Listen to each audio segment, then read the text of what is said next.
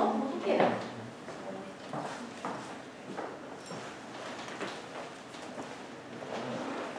Bueno, muchas gracias a todos y a todas por venir a vernos.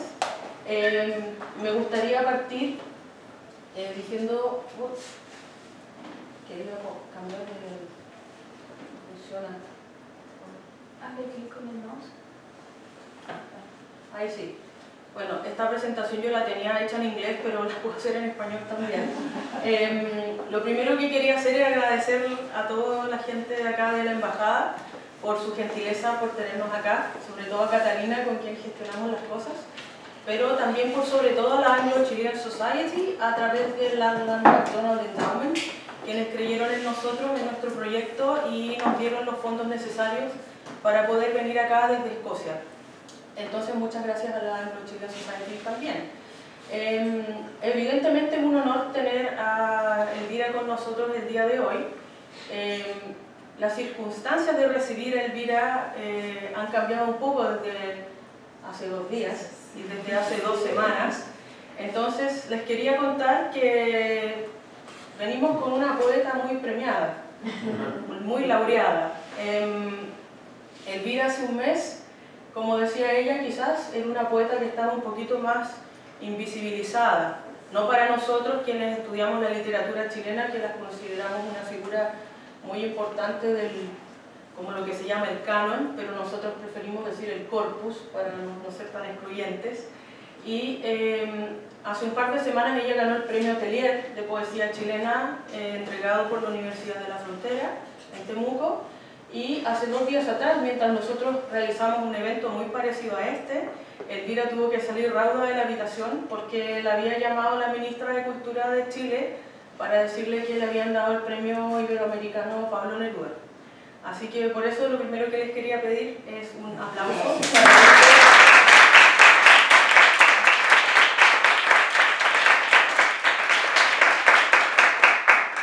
Que merece los honores y muchas gracias por estar acá en este precioso momento para estar con ella.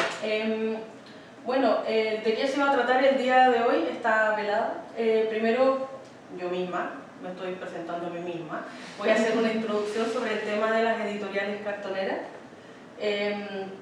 Ya les informó Catalina que estudié la bandera de Chile como parte de mi tesis de doctorado, pero no voy a hablar de eso, no voy a hablar de mi tesis de doctorado porque ya la entregué.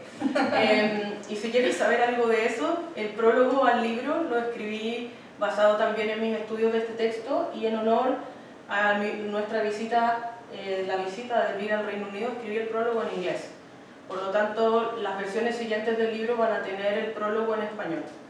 Así que si quieren mostrar este trabajo a alguien para que también quizás pueda entender algo de nuestra cultura y de nuestra historia, quizás esta es una buena oportunidad porque va a estar explicado en lengua inglesa.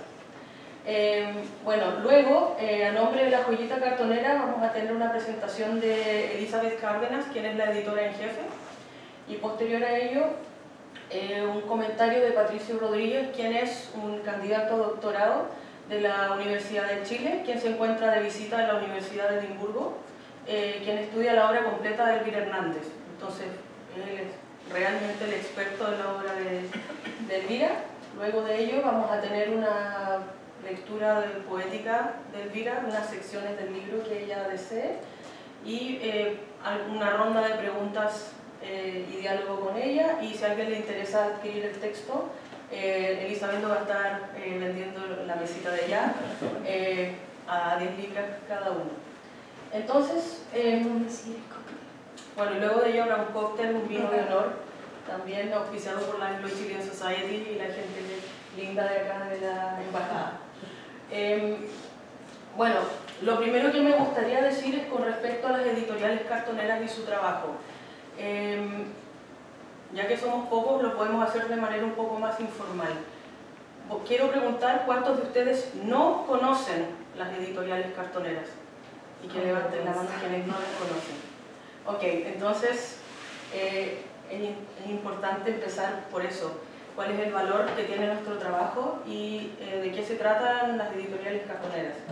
Las editoriales cartoneras surgieron a principios de los años 2000 en Argentina, en el contexto de la crisis económica que tuvieron a principios de esa década y en el contexto de lo que se llamó el corralito. En ese entonces había gente que estaba en muy mala situación económica y que trabajaban como cartoneros, que todos los conocemos, que recogen el cartón en las calles, en la basura, y hubo un grupo de editoriales que le interesó empezar a buscar nuevas formas de publicación y que compraba este cartón a estos cartoneros a 4 veces, 10 veces el valor que le pagaban en el centro de reciclaje. Ahora, de ese momento ahora ha habido muchos cambios. Por ejemplo, podemos decir que la producción cartonera de la joyita se hace a través de reciclaje que realizamos nosotras mismas, recogiendo cartón o cartones que vienen en paquetes de cosas que compramos, etc. Nosotras somos la cartonera, las cartoneras.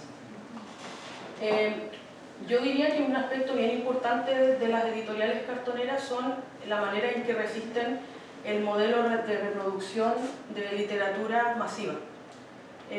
Nosotros no sabemos qué pasa con, no sé, bestsellers que venden millones de copias y quizás muchas de ellas terminan en la basura, si no, con suerte en una tienda de charity acá en el Reino Unido, pero si no, ¿qué pasa con todos esos libros? Nos interesa el tema de la sustentabilidad, en el reuso, en reusar el cartón, pero también evitar gastar muchos materiales y hacer copias limitadas de los textos que estamos publicando.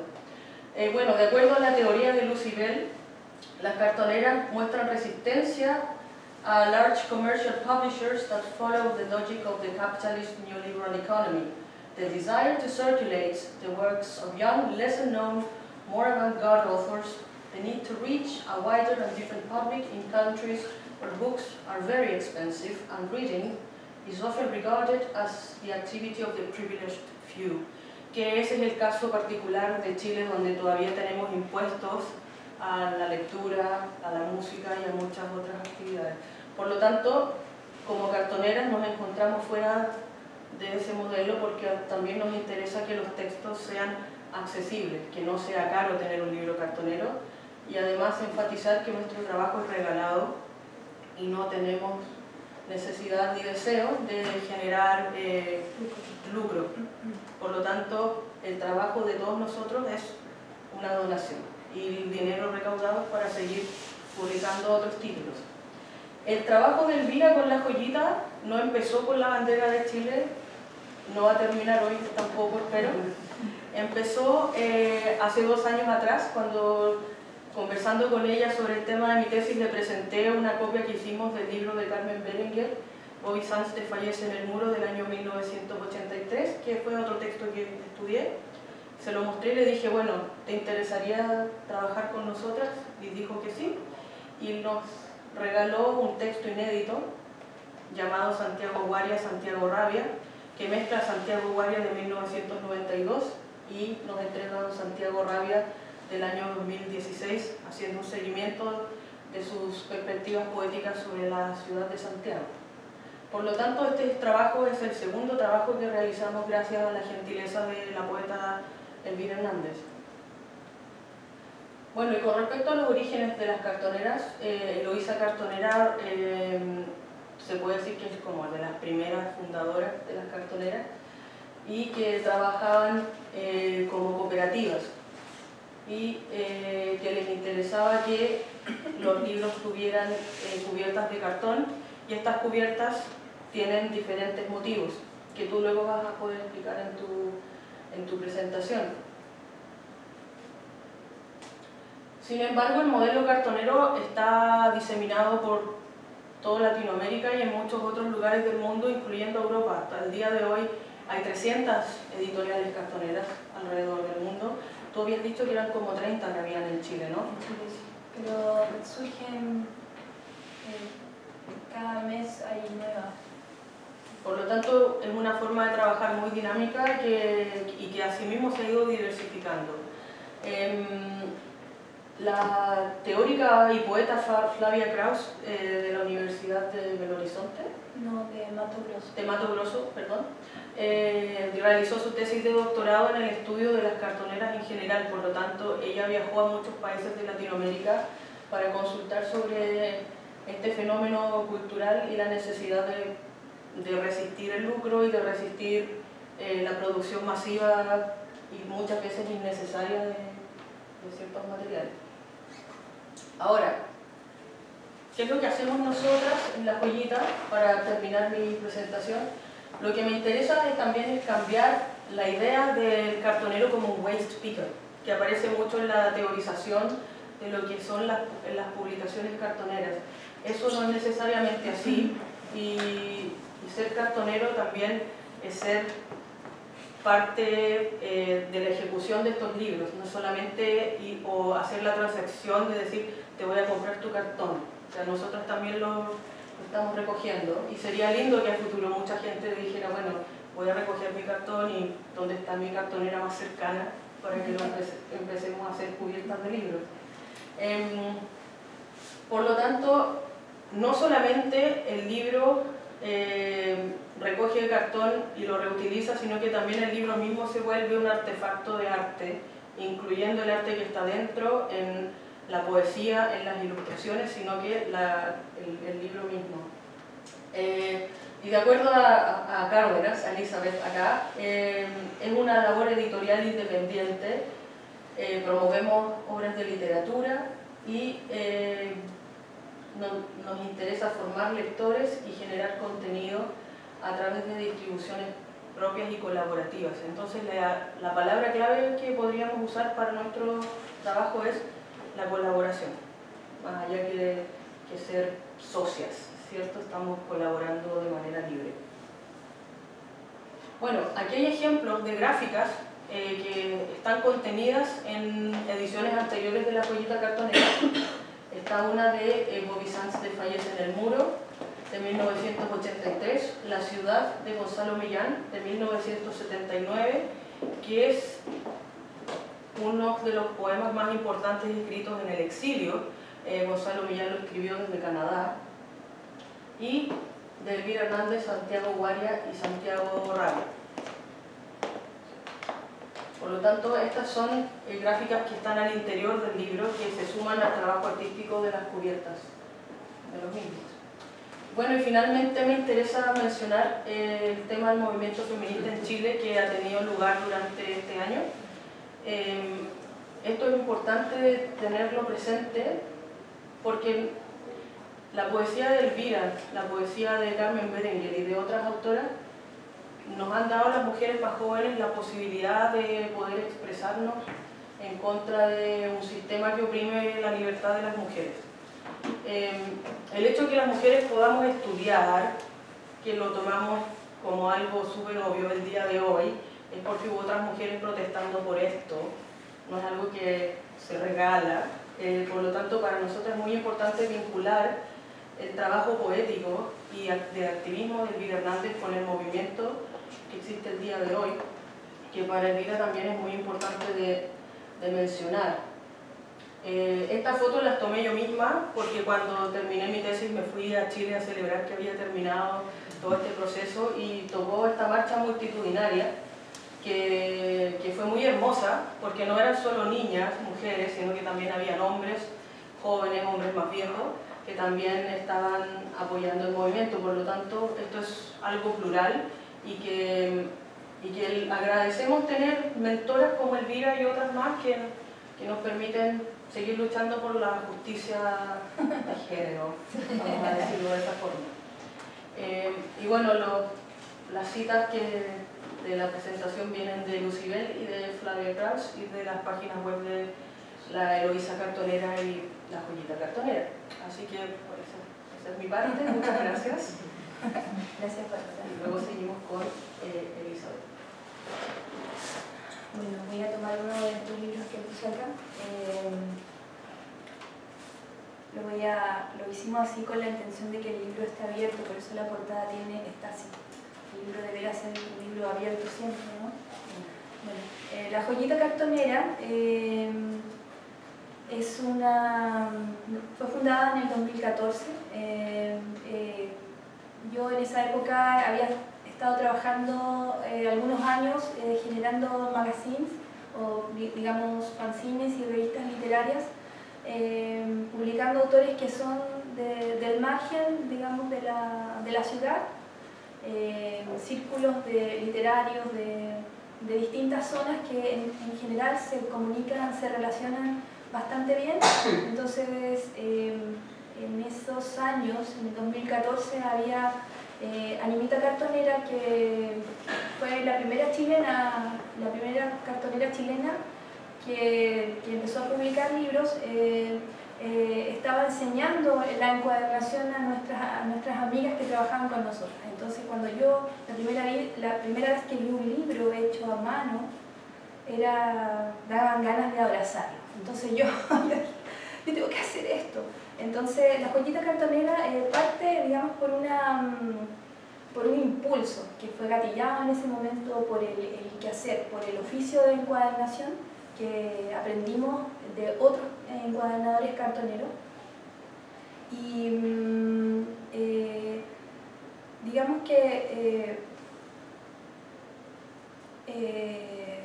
dentro de la característica de la cartonera chilena es que, bueno, todas trabajan de manera diversa, pero están involucrando el trabajo de libro de artista en sus publicaciones y están trabajando, como decía la Bárbara, están muy conectándose, muy conectadas, vinculándose con las comunidades, sobre todo rurales o, digamos, círculos de mujeres, gente que está desde la cárcel escribiendo. Hay grupos que están trabajando en distintos niveles. Entonces, nosotras en particular no trabajamos, no le compramos el cartón al cartonero, sino que nosotras mismas nos convertimos en ese ser urbano y nosotras hemos tratado de incorporar, claro, el mínimo gasto. Entonces, así como cuando éramos niñas o niños usábamos el collage para jugar, lo que hacemos ahora es todas estas revistas viejas, antiguas, las cortamos y hacemos portadas. En este caso es una portada hecha con stencil y encuadernación italiana.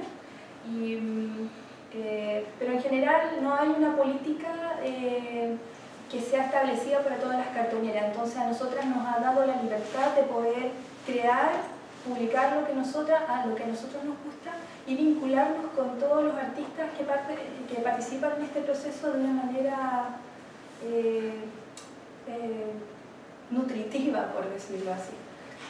Entonces, al principio parten las cartoneras como una respuesta a la crisis económica, pero ahora hay distintas crisis que se ven, cuya rechazo o la palabra, cuando uno habla su opinión, las cartoneras están permitiendo que los distintos autores y las distintas agrupaciones puedan manifestar su opinión al respecto de todos estos cambios sociales.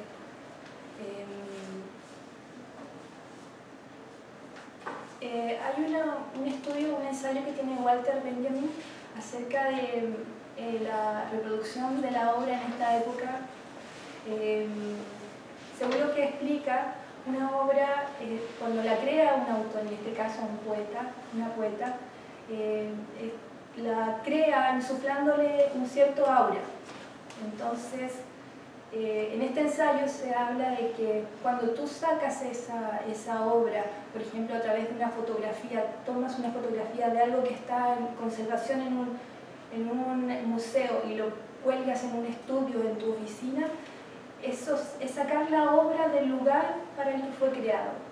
Y lo que indica es que a partir de ese sacar a un lugar que no le fue originalmente pensado, pierde o disuelve este aura que le dio el artista. Entonces nosotras pensamos que en nuestro trabajo, en nuestro oficio cartonero, lo que hacemos es, en esta reproducción, en este pop art que nos influencia bastante, nosotras estamos tomando este objeto del cartón desde las calles y lo estamos materializando en algo como transformado, sublimado. Y luego la obra, a través de la forma en que nosotros ya sea hacemos la diagramación, hacemos el cuaderno, o lo leemos en grupo, o enseñamos a gente a que haga sus propios libros, es a través de estas actividades en que se recupera ese aura.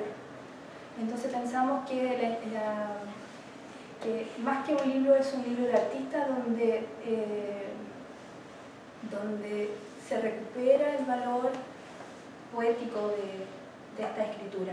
Entonces, cuando nosotras hacemos talleres a distintas agrupaciones en Santiago, al finalizar de encuadernar un libro les enseñamos acerca del contexto de la obra, pero también leemos, como un acto de invocación al artista también. Entonces pensamos que se recupera un poco el valor del aura, el misticismo de la obra a través de esto. Entonces, bueno, a través de los prólogos que crea Bárbara, que ella dona su trabajo a través de las obras visuales que ilustran nuestros textos, nosotros contamos todo eso y pensamos que esa donación también tiene que llegar a las bibliotecas, a las bibliotecas de mujeres como la que visitamos ayer en Glasgow.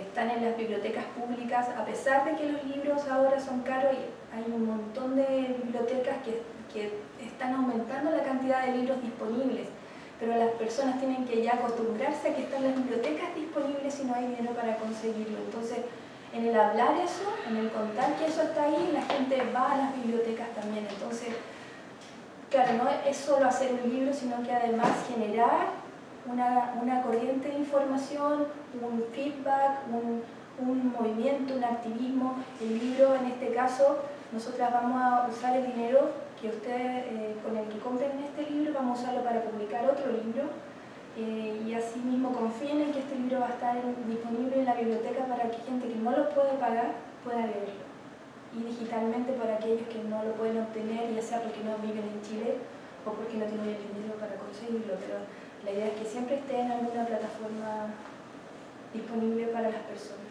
Entonces, ¿qué más puedo añadir?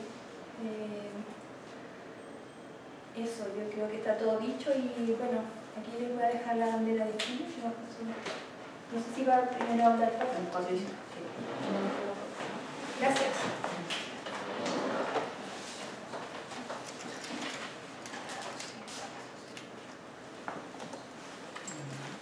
Yo les voy a hablar acerca de un texto cortito que escribí sobre Elvira Hernández. Yo estoy trabajando en mi tesis doctoral con su proyecto creativo y creo que es un aspecto que ha sido muy poco estudiado, porque por suerte o por desgracia La bandera de Chile es un texto tan importante que logró invisibilizar el trabajo anterior y posterior de esta poeta, y la atención crítica prácticamente completa se enfocó en esta obra, dejando un vacío de conocimiento en relación al proyecto completo de escritura de la poeta que tenemos acá.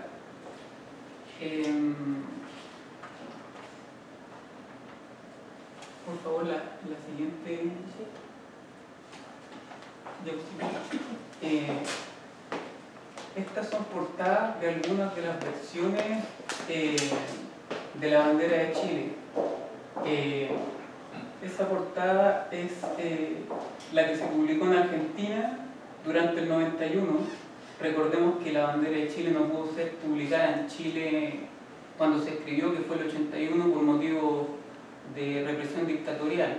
Solamente pudo circular a través de copias mimeografiadas de mano en mano. Esa edición es una que se hizo en Quilpué. La tercera es una edición que se hizo en Turín, en italiano. La cuarta es una versión que se hizo en Lima, el 2017. Y la quinta es una versión que se hizo, creo que durante los 90, en la Biblioteca Nacional de Chile.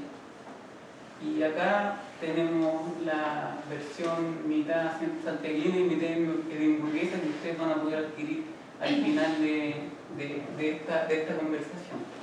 Ahora les voy a leer este pequeño extracto del trabajo que estoy haciendo. Acerca de la bandera de Chile y algo más, con una aclaración. Conjugaré reflexiones propias con las de pocos pero buenos críticos que han estudiado la obra de Hernández.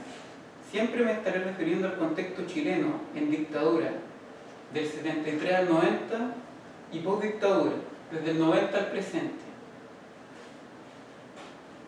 La presentación de la bandera de Chile de Federico Choc acompaña a la publicación formal de esta obra en 1991. 10 años después de su creación, no solo comenta el libro más importante de la poeta, sino que también se aboca brevemente a Carta de Viaje. El crítico plantea que en este momento histórico de redemocratización bastante vacilante y plagado de obstáculos, surge la problemática en torno al reordenamiento y valoración de los textos producidos desde el 73 en adelante. Las diferencias contextuales y conceptuales de los periodos de dictadura y postdictadura todavía no aparecen tan nítidamente como se quisiera a la hora de analizar la producción artística implicada. La escritura en dictadura significó para narradoras y poetas chilenas el doble gesto cultural político de cuestionar al totalitarismo poniendo activamente la diferencia sexual en la textualidad. La histórica marca del lugar de la mujer, mandato depositado en el cuerpo antes que en una identidad femenina abstracta, producto particular de una historia continental, la silenciaba, castigaba su voz y desprestigiaba su palabra. Desde el no lugar, el no poder, las mujeres persiguen intervenir y modificar las estructuras sociales en un espacio donde su discurso no tiene historia en la que inscribirse. Los textos escritos en dictadura acarrean su propia carga simbólica, a la que se debe sumar la de un tiempo de emergencia de la mujer como sujeto de lenguaje. Estudiando los primeros textos de Elvira Hernández, la autora Marcela Sandoval ya identificaba un sujeto hablante, ambivalente o múltiple, que al asumir el testimonio colectivo parecía perderse en el intento por recuperar voz, cuerpo y letra. La carencia, que además implicaba un daño y una herida, era representada a través de la fragmentación textual. Con lucidez, afirmó que se trataba de una producción literaria que permitía reconstruir una memoria histórica a partir de una estética de los símbolos públicos. Por ello, la historia, la urbe y otros constructos culturales se convertían en testigos del cuestionamiento expresivo. Piénsese en textos emblemáticos de la poeta, como la bandera de Chile del 91, Santiago Guaria del 92, entre otros, que incluso desde sus títulos incorporan el sentido de las nociones que explica Sandoval. La escritura de la ciudad construyó una tradición en la poesía chilena, pero es por primera vez en los 80 que aparecerá un sujeto que hable la urbe en femenino. Esta textualidad se inscribe en la tradición y simultáneamente la pone en crisis, pensando la unicidad de lo diverso masculino. Esta ampliación de la mirada introduce la corporalización de los espacios urbanos, contaminándolos con la intromisión de un cuerpo que antes fue privado o puesto en el estereotipo del objeto público. Fernanda Moraga propone que la escritura de mujeres producida durante el periodo dictatorial está atravesada por elementos que rescatan o rearticulan la representación de sectores históricamente postergados. En el caso de la bandera de Chile, el discurso correspondiente al cuerpo mujer se autorrepresentará en una lengua que se posiciona en la periferia, ya que solo en ese lugar puede diferenciarse con naturalidad. La paralización producida por la represividad dictatorial llevará a la mujer a una despertenencia social. me interesa particularmente una característica transversal a la poesía de Elvira Hernández. Las hablantes de los distintos poemarios de esta autora parecen nunca estar quietas, sino que al contrario, se presentan en un movimiento continuo, desplazamiento que pareciera señalar un desacomodo en el mundo. Esto fue advertido tempranamente por la crítica Raquel Olea, quien, comentando breve pero enjundiosamente el libro Carta de Viaje, publicado en el 89, apuntaba lo siguiente: se trata, cito, de la escritura de un movimiento, escritura en tránsito de un espacio a otro, interior o fantástico, de la memoria o el recuerdo, o bien exterior, real, donde son reconocidos tiempos y espacios concretos. Es interesante que Jorge Guzmán, en el comentario de Santiago Guaria, perciba que el conjunto de los libros publicados por la autora hasta ese momento pareciesen formar un todo. Tras esta observación descansa una gran verdad: la hablante siempre aparece en un momento en que las cosas están complicadas, y el recuerdo de tiempos mejores se presenta reiteradamente como una pura ausencia. Además, la configuración de lo que se entiende como expresión de la mujer en la cultura burguesa no aparece en los textos, sino como una ironía, a veces finísima.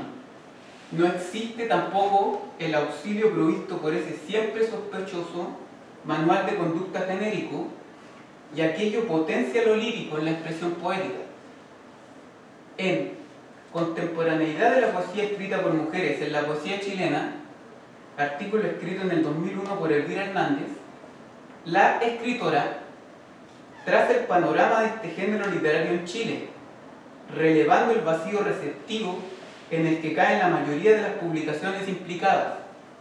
También cuestiona ciertas conceptualizaciones críticas importadas, que a veces en su afán de protección terminan reduciendo al objeto artístico y cercenando sus múltiples vínculos con la sociedad.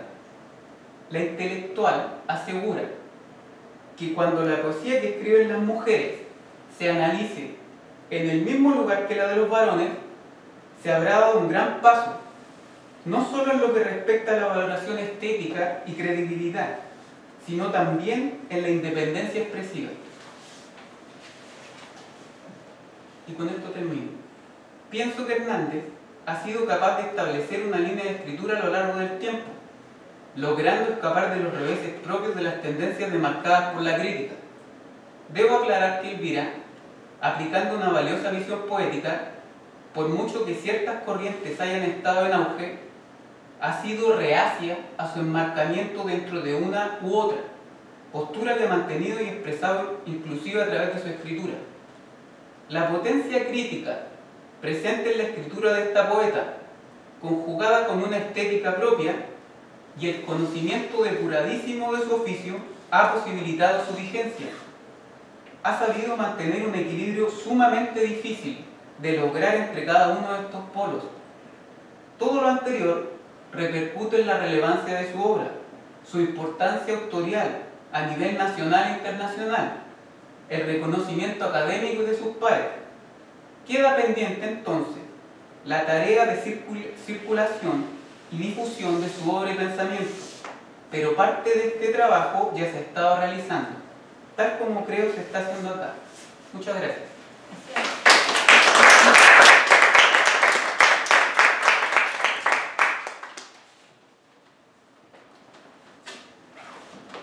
Nadie ha dicho una palabra sobre la bandera de Chile. En el porte, en la tela, en todo su desierto cuadrilongo. No la han nombrado. La bandera de Chile ausente. La bandera de Chile no dice nada sobre sí misma. Se lee en su espejo de bolsillo redondo. Espejea retardada en el tiempo como un eco. Hay muchos vidrios rotos, trizados como las líneas de una mano abierta. Se lee en busca de piedras para sus ganas.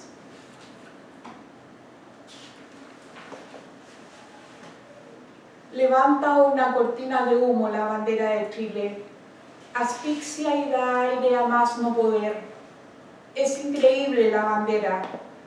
No verá nunca el subsuelo encendido de sus campos santos, los tesoros perdidos en los recodos del aire, los entierros marinos que son joya.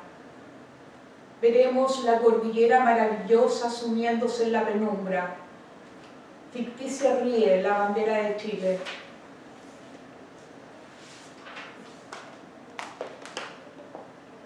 En metros cuadrados se mide la bandera de Chile.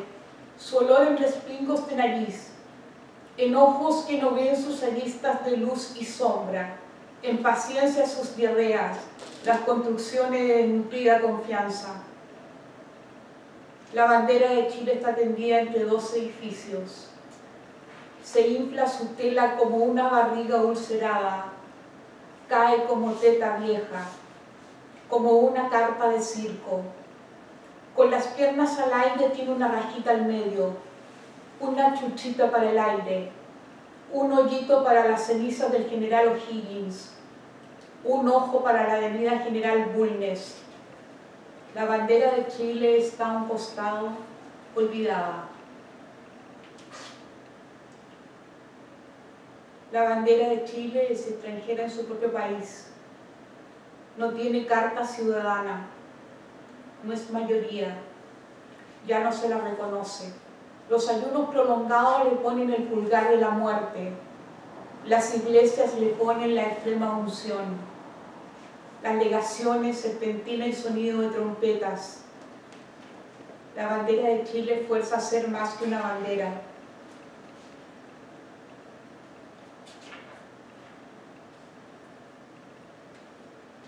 De 48 horas es el día de la bandera de Chile. Los saludos de centenas de salvas, de 50 carillas los discursos, de 2 y 3 regimientos las procesiones, las escarapelas, los estandartes, los pendones al infinito, a la velocidad de la luz, los brindis y honores. La bandera de Chile sabe que su día es el del juicio.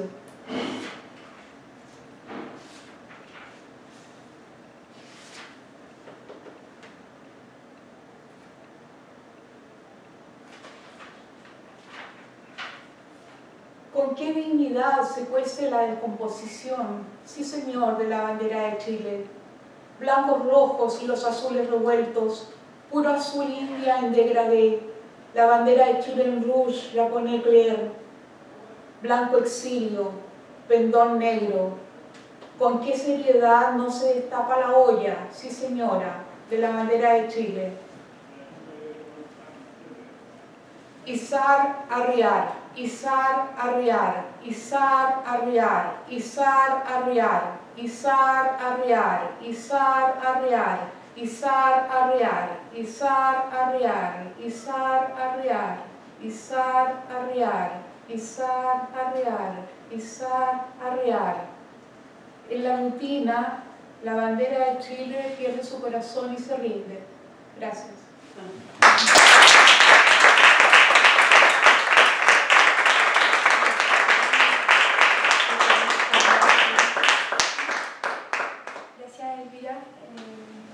En este momento vamos a abrir la sesión para preguntas y la poeta las va a responder si quiere. No tenemos micrófono, así que pueden hablar. No sean tímidos. Bueno, antes que nada quiero felicitar a Elvira por el premio que acaba de recibir y por el anterior.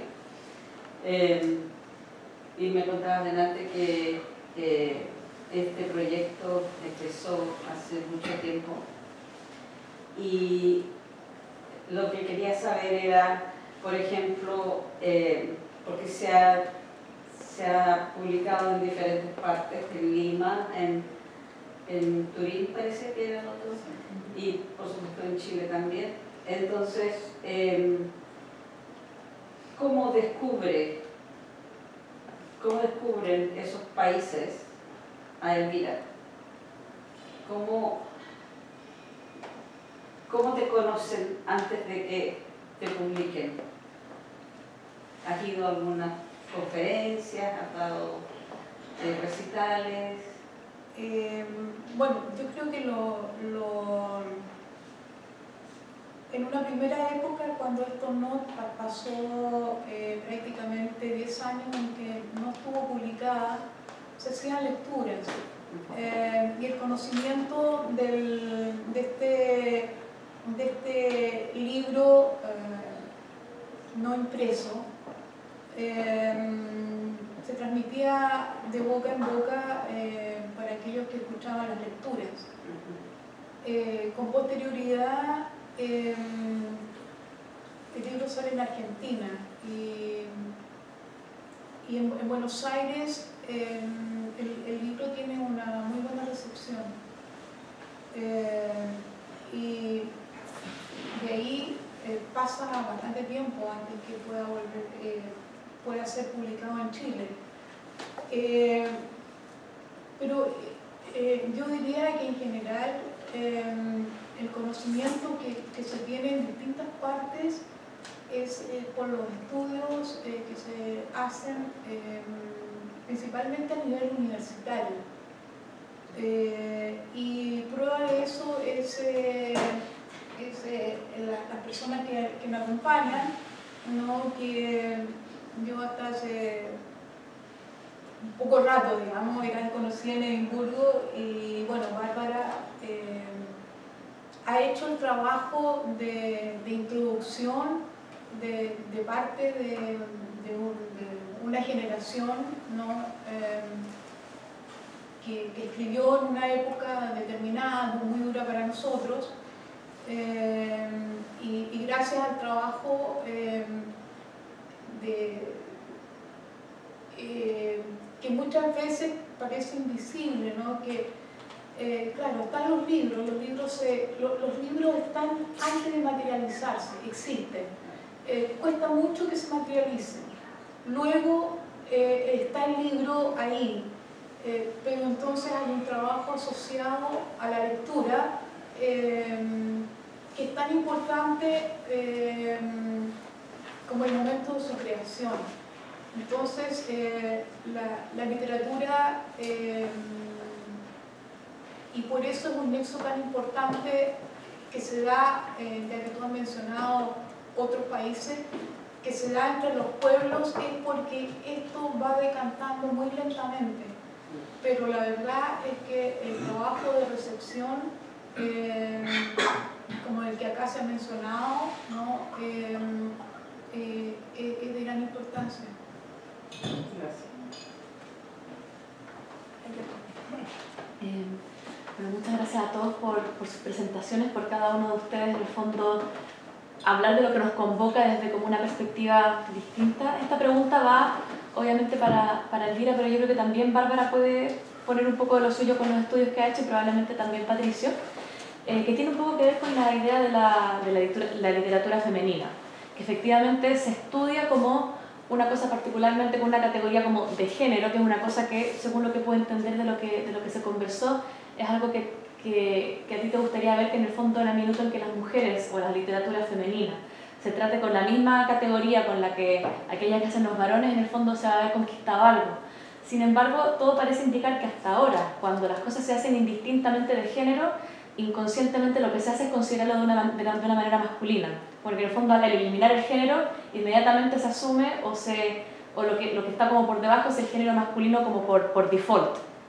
Entonces, o sea, así que es una opinión en el fondo, pero justamente quería exponer eso ante ustedes, cómo lo ven, qué es lo que tú entiendes bajo la idea de ser, en el fondo, de poder analizar la poesía más allá del género, que eso sería en el fondo como tener el aporte del género femenino en el fondo como considerado a la par haciendo como no distinciones frente a lo femenino y lo masculino, y eso en el fondo sea una forma de mirar la poesía.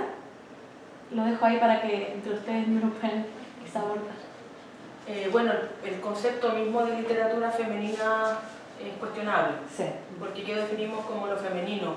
Anteriormente se establecía la literatura femenina como necesariamente escrita por mujeres y que tenía ciertas temáticas comunes relacionadas con cosas que las mujeres realizan de manera tradicional, como ser madre o no sé, temas que son así como mujer. La maternidad, lavar la ropa, cocinar. Barrer.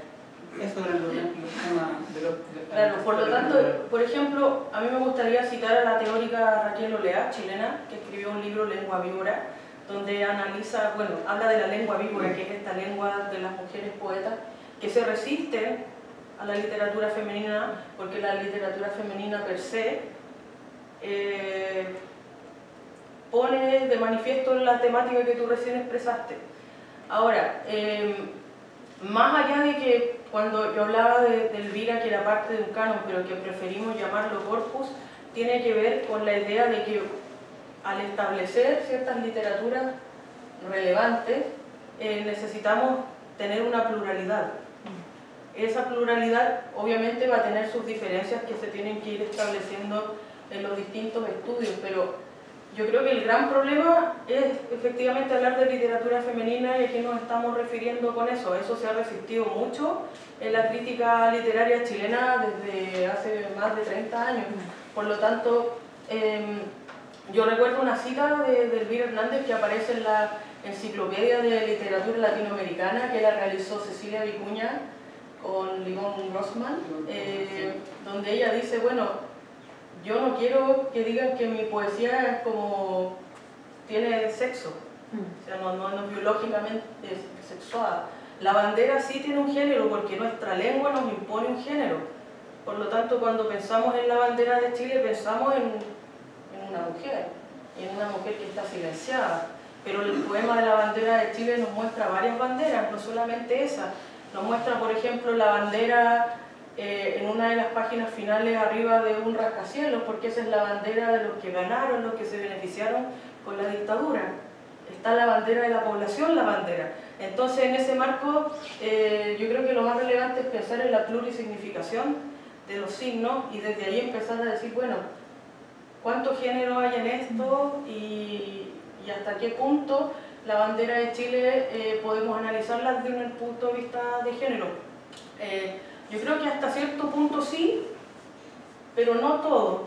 En el caso de mi propia investigación del texto de Elvira, yo hice un análisis político-económico. Yo analicé la literatura desde una perspectiva político-económica, que toma en cuenta el género, pero no lo tiene en su centro, por ejemplo. Y asumir que también nosotras las críticas literarias vamos a hacerlo desde una perspectiva de lo mujer, también es interesante de que derribemos esos mitos. Por lo menos eso es lo que tengo que decir al respecto, así que muchas gracias por tu pregunta, porque estos son temas que estamos hablando en Chile en todos lados, en las marchas, en los hogares, cuando la gente se va a cenar, todos estamos relacionados con mujeres, entonces es muy importante que estas cosas las estemos conversando. A mí me gustaría agregar un par de cosas, y creo que tu cuestionamiento en relación a lo que planteaste es tremendamente válido y tremendamente contingente. Mira, dentro de lo que se denominan teóricos clásicos de la lingüística, hay un teórico que se llama Benveniste, que él dice que el sujeto es solamente la capacidad de decir yo en el lenguaje. Y esa marca supuestamente no remite a nada que no sea, a nada genérico. El lenguaje sería una cosa completamente casi fuera de nuestra realidad. Estaría como en una realidad paralela que sería la realidad del discurso. Y aparecen posturas tremendamente contrarias a esa perspectiva, que sería como la perspectiva clásica, sería la perspectiva de Patricia Violi. Patricia Violi dice que en el lenguaje sucede exactamente lo contrario.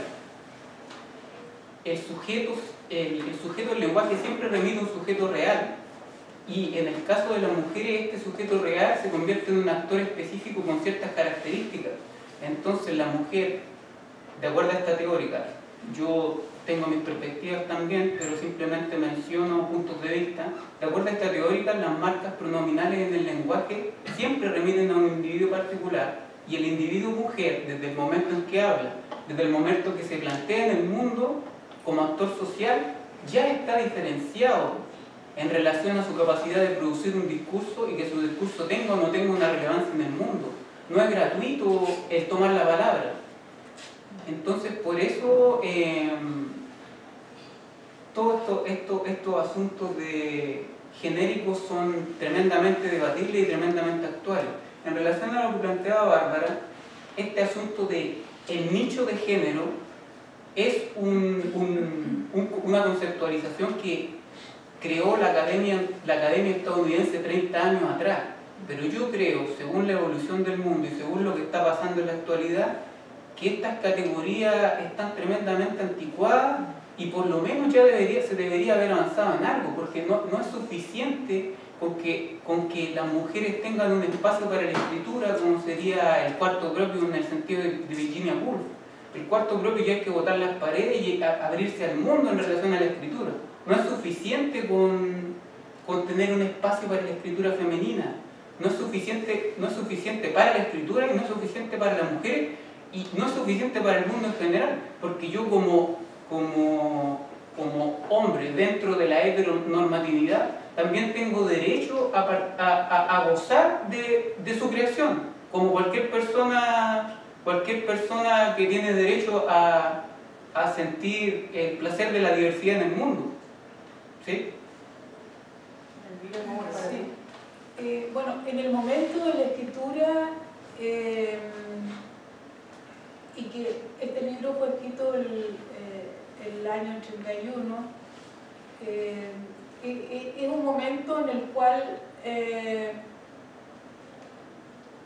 busco dar respuesta de manera literaria a un momento de la mayor crisis que está viviendo el país, ¿no? Un momento de falta de libertad, de opresión, de una dictadura. Y desde ese momento, en ese momento, la expresión para dar respuesta a eso siempre es total. Y nunca uno se está planteando, bueno, esto se tiene que ser desde una perspectiva de género. O sea, la escritura es un momento de alta tensión en el cual todo eso está involucrado, ¿no? Pero como una de las tantas identidades, sin un peso mayor que la que puede tener otra, ¿no? Que la que podía tener cualquier chileno en ese momento para afrontar lo que nos ocurría. Bueno, para terminar esa idea, por ejemplo, la bandera de Chile es una expresión que realiza Elvira después de haber estado captiva por varios días. Y lo que decía Patricio con respecto al yo es que el poema en ningún momento usa el yo. El poema es una recolección de una experiencia terrible que tuvo Elvira Hernández, María Teresa Riazola en ese entonces, que ella también lo donó a todos sus lectores, a todo Chile sufriendo, donde la o el protagonista es la bandera, no es ella. No es un poema en primera persona. Entonces también pensar por qué ella hizo eso también es relevante en el contexto de esta conversación. Y recordemos que Elvira Hernández tampoco es ella, ¿sí? Porque también es un heterónimo que ocupa un otro de otro que finalmente es un otro que nunca remite con claridad a alguien, para que la discusión de este calco de la realidad quede zanjada, por favor. ¿Sí? Pero acá tenía una pregunta antes. Sí, era un poco volviendo a la primera pregunta, y que puede ser para Elvira, pero también para ustedes, pensaba.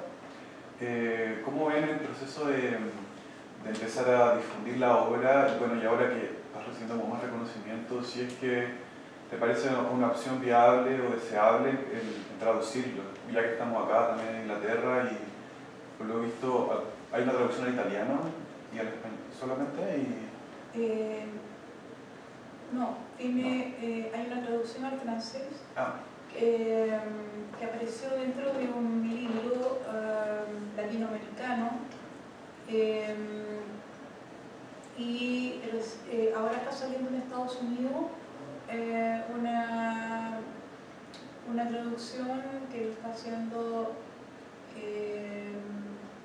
un joven de apellido Schumacher. Alex Schumacher. No sé, súper, quería saber cómo si está en carpeta. Una consulta, perdón, ¿el cambio de nombre tiene que ver algo por evitar la represión o es otra concepción? Eso es bien complejo, tiene muchas aristas. Eso también está incluido, pero la verdad es que es efectivo aquello que dice Rambaud, que cuando se escribe se es otro, y hay una ruptura muy radical. Se rompe con demasiadas cosas para escribir.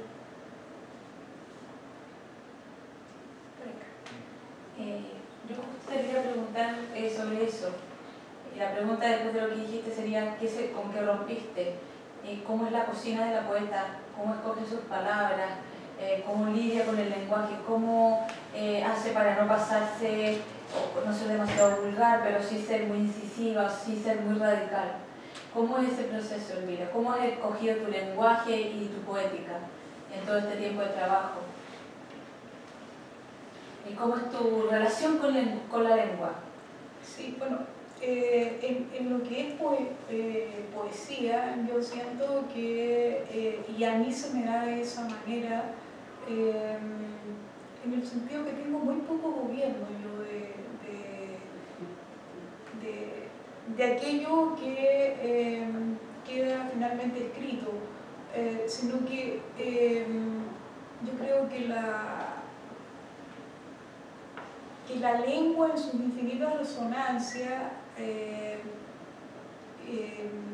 tiene un factor de atracción, ¿no?, que envuelve, y uno escribe no sentada en un presente, sino que en un tiempo que abarca muchas generaciones, los padres, los abuelos, todas esas conversaciones, ¿no?, todas esas lecturas, toda esa fusión lingüística es algo que en el momento de escritura avasalla, ¿no? Y entonces como escritora, sí, posteriormente tengo decisiones, pero son decisiones mínimas frente a algo que ya está prácticamente diseñado.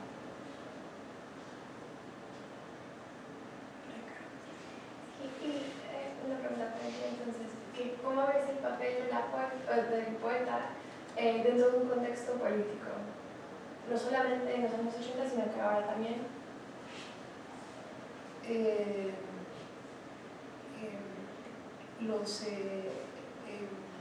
Si bien es cierto que uno es parte de su tiempo, pero uno está siendo una suerte de discurso crítico, ¿no? Yo creo que los poetas son seres pesados porque no están tratando de cortejar al poder político, ¿no?, porque no les corresponde.